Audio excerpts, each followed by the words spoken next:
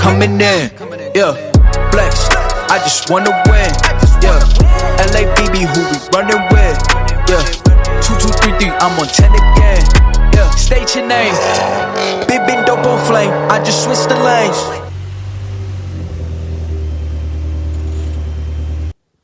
So hey guys, welcome back to the channel. Today we're going to be talking about what mods you should do first to your Mazdaspeed 3. This video was supposed to come out like a couple days ago, but I ordered a GoPro and I got it, and then for some reason, I'm not sure why, but basically when I was first turned it on, I had it on for like 5 minutes and it automatically shut down because it was like too hot, and it kept doing that repeatedly, and called GoPro about it, and then they said that it was just because it needed a software update. So then I went to, do the update, and basically I couldn't even keep the GoPro on long enough before it would shut off to update it. So then it got to where it wouldn't even turn on at all.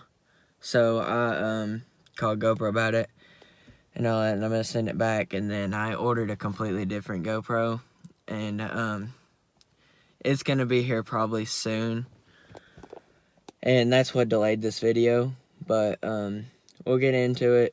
And I was also going to do this outside of the car, but it's like raining, so when you just now picked up a Mazdaspeed 3 and you're like, I'm ready to go faster, I want to mod this thing. Well, there is the two things I would go for first.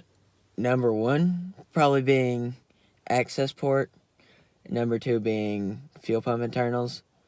The reason why I would say the accessport first, because if I'm not mistaken, you guys can correct me in the comments if I'm wrong. I'm not exactly sure, but I'm pretty sure with the aftermarket fuel pump internals, you have to have a tune for them.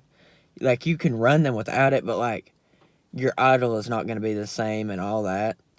So like, I'm sure the car will run fine, but it's your idle. It idles a lot higher than normal and stuff like that, because it's not supposed to. The stock tune is not going to give you. It's not used to having that much fuel. It's not supposed to be getting that much fuel at idle for that tune, so that throws it off a little bit, and stuff like that. So I don't really know about that one. You guys, like I said, correct me if I'm wrong. So I'm not 100% on that. But either way, you're not going to go wrong by getting an accessport. So it's worth buying. Now that, though, is $650. So it hurts, but it's worth it. It's very, very worth it. Like, that's one thing that sucks about cars that you're not able to do that with. Like, it's one of the best things you can buy for these cars, WRX and stuff like that. They come with, you can buy a accessport for them. So after you get the fuel pump internals, I would go ahead and get the intake, whatever intake company you want to go with. I would probably say to go with Cobb, but that's just me. I went Cobb or Corksport. Corksport's good too. But then after you get intake, probably go ahead and get rear motor mount, because that would be stage 1, and then you could run the stage 1 tune, or you can just get an E-tune. Either one works. E-tunes are, of course, better, but you're gonna get more power out of your E-tune. And then after that, I would probably go ahead and get the downpipe, so you can go ahead and slap on the stage 2 tune and all that. So then after that, you're going to want to get the turbo inlet hose, because that's also part of stage 2. And then it basically allows more boost. And it's basically the short ram intake, which is what Cobb has. And then they have the turbo inlet hose. Basically, it's one. You could have one big intake, because that's basically both of what they are. But the intake being, what connects the filter.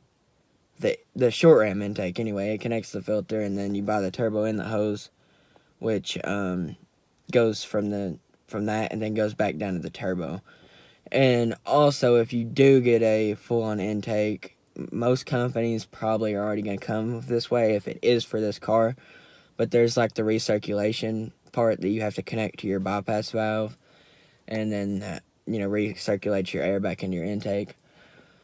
So there's that, and you want to make sure the intake has that, whatever intake you get, or like I said, the turbo inlet hose. If you get those separate, then the turbo inlet hose is probably gonna already have that.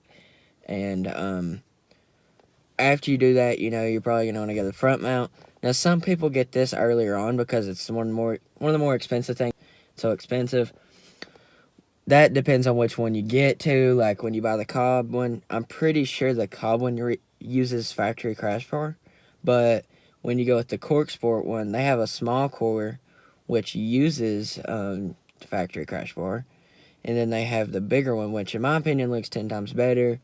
And I would definitely get it if I had the choice. But it basically, you have to buy their crash bar, which is like, I think, $200 or $300 and something. And for a crash bar, that's kind of, that's rough to pay for.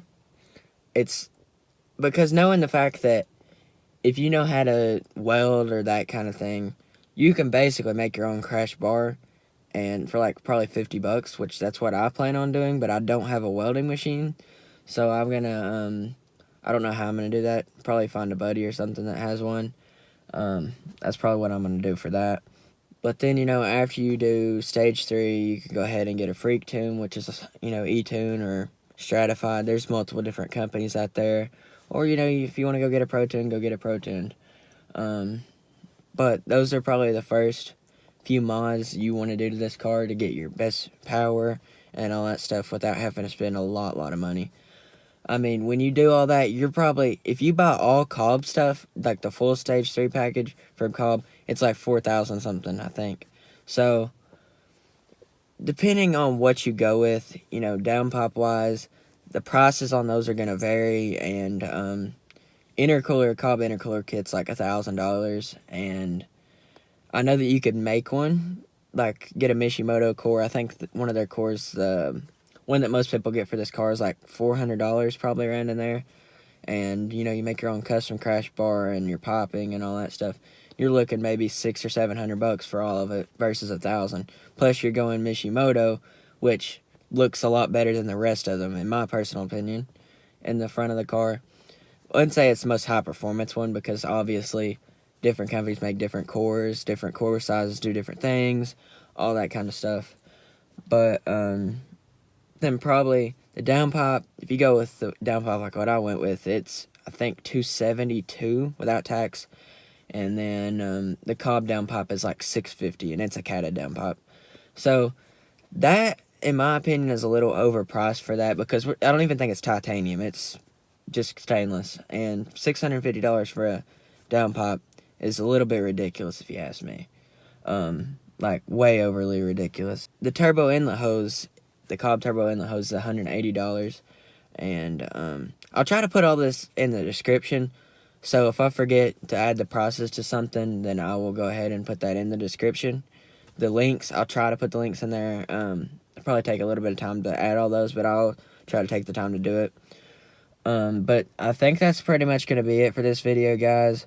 I'll see you guys in the next one. Don't forget to stay positive. Peace out.